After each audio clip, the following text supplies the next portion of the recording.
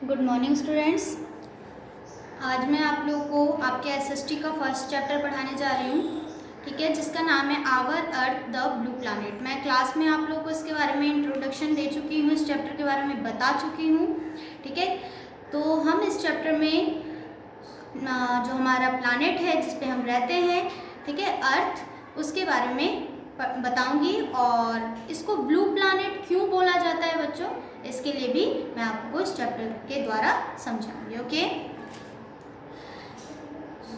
Universe is increasingly huge. It is include living things, planet, stars, galaxies, light, and even time. It contain billions of galaxies. Each galaxies contain millions or billions of stars. The space between the stars and galaxies is largely empty. Our Earth is an extremely teeny part of a galaxy called the आकाशगंगा of the milky वे।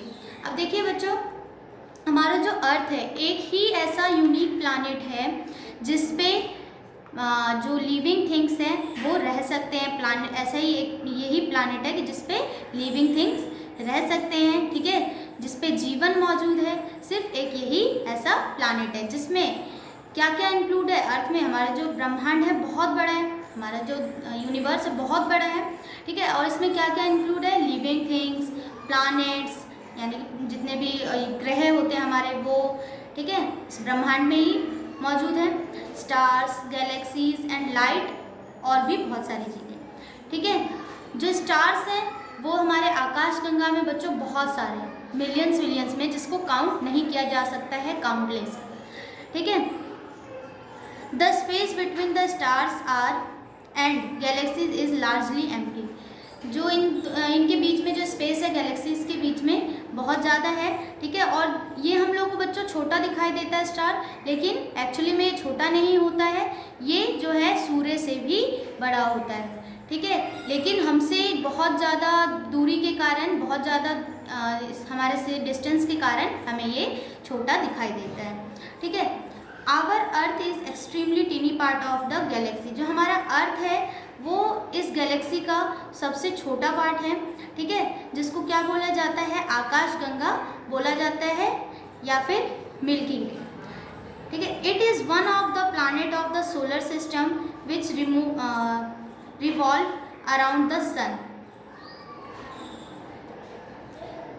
ये जो planet है बच्चों अर्थ, ये solar system में, जैसे कि ये सूर्य है और ये अपने फिक्स पाथ पे, यानी कि अपने रास्ते पे, ये इनका एक रास्ता है, ऑर्बिट है, जिस पे ये चक्कर लगाते रहते हैं, सूर्य के चारों तरफ चक्कर लगाते रहते हैं, fixed path. The moon is the natural satellite of the earth. और जो मून है बच्चों वो हमारा नेचुरल प्राकृतिक उपग्रह है, ठीक है, नेचुरल सैटेलाइट है पृथ्वी का, ठीक है।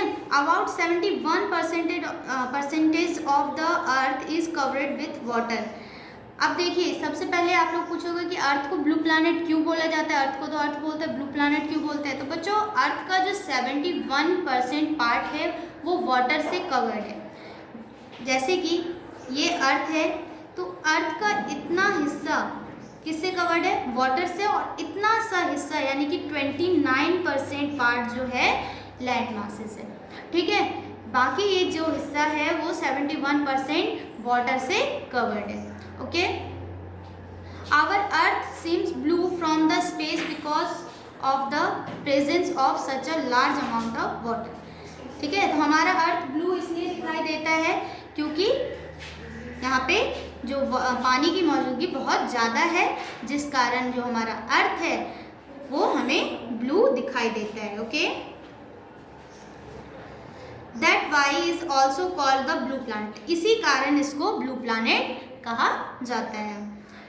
It is the remain 29% of Earth surface is land. और मैंने आप लोगों को बताया ना कि 71% जो है वो वाटर से कवर्ड है और 29% इसमें क्या है, सरफेस, लैंड सरफेस है, ओके। इसलिए हमारा अर्थ इसीलिए हमारे अर्थ को ब्लू प्लैनेट कहा जाता है, ओके। अब आता है next topic, a living planet. इसको लिविंग प्लैनेट क्यों बोला जाता है, क्योंकि यहाँ पे जीवन मौजूद है। ठीक है, यहाँ पे जीवन मौजूद है, इसमें लिविंग प्लानेट, क्योंकि अब यहाँ पे क्या क्या रह सकते हैं, प्लांट। आप लोग पता हो living things, non living things आप पढ़े थे। तो लिविंग थिंग्स में क्या क्या आते हैं, प्लांट आता है, एनिमल्स आता है, पीपल आते हैं। ठीक है, तो यहाँ पे इसीलिए इसको लिविंग प्लानेट कहा, क्योंकि ये सब यहाँ पे जीवित रह सकते हैं, इस अर्थ पे, इस प्लानेट पे जीवित रह सकते हैं। The earth is unique planet, इसीलिए इसको यूनिक प्लानेट कहा जाता है, क्योंकि और किसी प्लानेट पे जीवन मौजूद नहीं है। It is the only now planet where life exists because it has suitable temperature and other condition necessary of support life। और यहाँ पे जीवन इसलिए है क्योंकि जो जीवित रहने के लिए जिस टेम्परेचर की ज़रूरत होती है, ना ज़्यादा गर्मी ना ज़्यादा सर्दी, वो टेम्परेचर यहाँ मौजूद है। और भी जो भी लाइफ के लिए, लाइफ को सपोर्ट के लिए चाहिए, ठीक है, तो वो सब कंडीशन यहाँ पे अवेलेबल है, इस ग्रह पे अवेलेबल है। Okay, there is layer of around the earth, there is layer of air around the earth. अब देखिए, अर्थ के चारों तरफ बच्चों एक लेयर पाया जाता है। ठीक है, एक लेयर पाया जाता है, कवर टाइप का पाया जाता है। ठीक है, एयर का कवर पाया जाता है, उसे क्या बोला जाता है बच्चों, एटमॉस्फेयर बोला जाता है। क्या बोला जाता है, एटमॉस्फेयर बोला जाता है, जिसको हिंदी में बोला जाता है वायुमंडल। ठीक है, जिससे हमारा अर्थ कवर्ड है, एक लेयर बनी हुई है चारों तरफ। Living beings breathe in air, और जो लिविंग बींग्स होते हैं, जो सांस लेते हैं, वो इसी एयर में सांस लेते हैं। Air consist of many gases like nitrogen, और इस एयर में कौन कौन सी गैसेस मिक्स रहती हैं, nitrogen, oxygen, carbon dioxide, ETC, और भी बहुत सारी गैसें इसमें मौजूद रहती हैं। Oxygen is an important gas of the atmosphere, और सबसे मेन गैस इसमें कौन सा है बच्चों, ऑक्सीजन है। ठीक है, जो लिविंग थिंग्स के लिए बहुत ही जरूरी है। ठीक है, it is necessary for human beings, plants and animals to stay live. बताया मैंने आप लोगों को कि ऑक्सीजन जो है ह्यूमन बींग्स के, यानी कि लिविंग थिंग्स में सब आ जाता है, human beings, plants and animals, जिनको जीने के लिए किसकी जरूरत होती है, कौन से गैस की जरूरत होती है, ऑक्सीजन की। इसीलिए एटमॉस्फेयर में सबसे इंपॉर्टेंट गैस कौन सा है, ऑक्सीजन है। ओके, तो मैंने आज आप लोगों को बताया कि हमारा जो अर्थ है उसको ब्लू प्लैनेट क्यों बोला जाता है। मैंने कल क्लास में भी आप लोगों को समझाया था। ठीक है, और मैंने आज आप लोगों को ये चैप्टर भी रीडिंग करवाया है। तो तब तक आप लोग ये चैप्टर अच्छे से रीडिंग करेंगे, समझेंगे। ठीक है, जो नहीं समझ आता है वो स्कूल में कॉपी चेक कराने आएंगे तब पूछ सकते हैं। ओके, नेक्स्ट डे मैं आप लोगों को सोलर सिस्टम के बारे में बताऊँगी, तब तक आप लोग ये चैप्टर रीडिंग करेंगे। Okay, thank you.